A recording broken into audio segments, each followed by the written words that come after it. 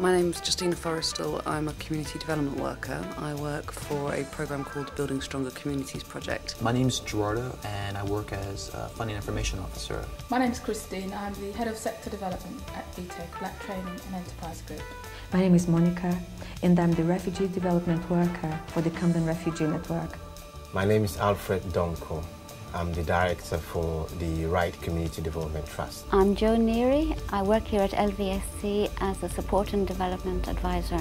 My name is Jeremy and my job title is I'm the Older People's Health Development Worker at Voluntary Action Camden. My name is Sangeeta. I'm the Project Manager for London Community Sports Network. The Second Tier Advisors Network is one of several projects that we run from within the Support and Advice team. Because Second Tier Advisor is anyone who gives advice and support to another organisation. There's a lot of confusion around about what's a funding officer, what's a development officer, what's a capacity building officer, and then you get lots of subsections of those titles anyway.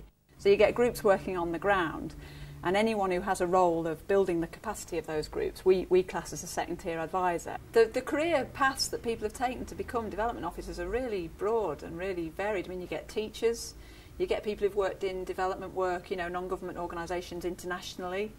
You get people who have managed some organisations themselves. There isn't really a breed of development officers who step out of university and start doing it, because there isn't a university to step out of, I suspect, and you kind of earn your cards by working your way up. One of the issues of governance is that development workers don't have access to support and their own development. How can they facilitate, how can they support organisations if they're not being supported themselves? Most development workers are funded on a 2 or 3 year contract.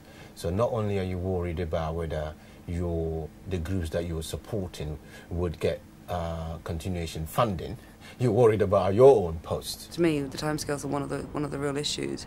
You know, you have to produce a result in 6 months or a year. The pressure is to focus on something that gets a quick result, and the thing that gets a quick result isn't the thing that's actually going to work in the long run. I actually think as advisors we could probably say we're not very good at saying no, and we're not very realistic about our own personal expectations of ourselves, never mind the overwhelming expectations of other people.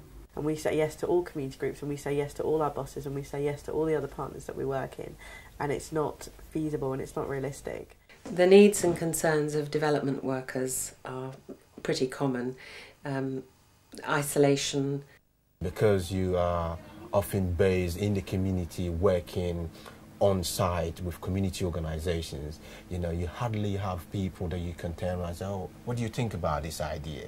You know, so the isolation is quite a problem. Not enough support around their own development. When I first started, I thought, wow, I'm meant to know everything about all these different fields of work, from childcare right through to social services, economic regeneration. I felt anxious that I didn't have it all. You advise groups on project management or how to fundraise or how to budget, and sometimes they're things that you don't necessarily know of yourself because you've never been in that situation. Not enough opportunities for them to learn from experience, so no place really for shared learning. I haven't had any specific training for my job as a community development worker. I haven't really done a course. There is very little by way of professional training for this line of work. There are a small number of MA courses and small number of specific courses, but it's very limited what's out there. I mean, it's a kind of profession in its infancy, I would say, a bit like social work was in the 70s and adult education tutoring was in the 80s.